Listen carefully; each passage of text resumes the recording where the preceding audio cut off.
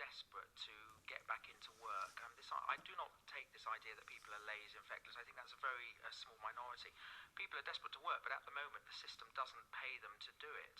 And only yesterday I was talking to two constituents in Harlow, where I'm MP, and they said to me they just got jobs from having been on benefits for a long time, and yet they were really suffering financially. Now this is wrong, and that is why we radically need to change the welfare system.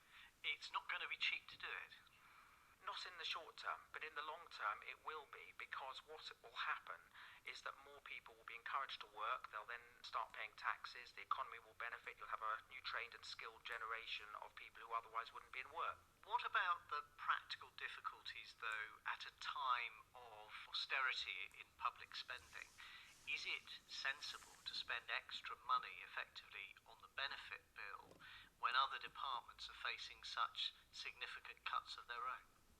Of course, we are living in very difficult times. We have a £900 billion deficit and the economy is in desperate straits. But if you invest in the short term and reform the benefit system fundamentally, you will save money in the long term because people will be back into work. The last government had a great chance of reforming the welfare system, but they were more like Ethelred the Unready than Nixon in China. And we have a great opportunity to do this, and I'm very glad that Ian Duncan-Smith is putting forward these proposals. Some of the estimates, though, suggest that if Ian Duncan-Smith gets his way, and that's certainly what the report in the Times today has suggested has happened, the implications for other government departments will be significant, because if you're going to give more money effectively to the Department for Work and Pensions, other departments that are not whose budgets are not ring-fenced will have to take a bigger share of the cuts.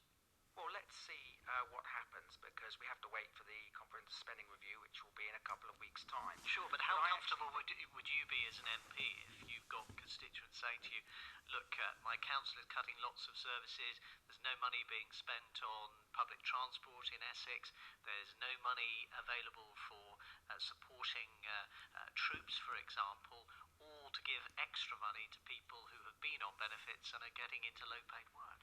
First of all, I don't believe that will happen, and second of all, I will be very happy if I can show my constituents of Harlow that actually we will give them incentives to get into work, and if they get the jobs they won't lose all their benefits, because I know we will have higher employment, which will actually benefit our economy and bring more money to the country in the long run. But in the short term, presumably there will be more people on benefit, and that will also be one of the effects of this, won't it? That at a time when jobs are being lost in the public sector, those people will be on benefit, and they may be ending up getting a bit more money than before.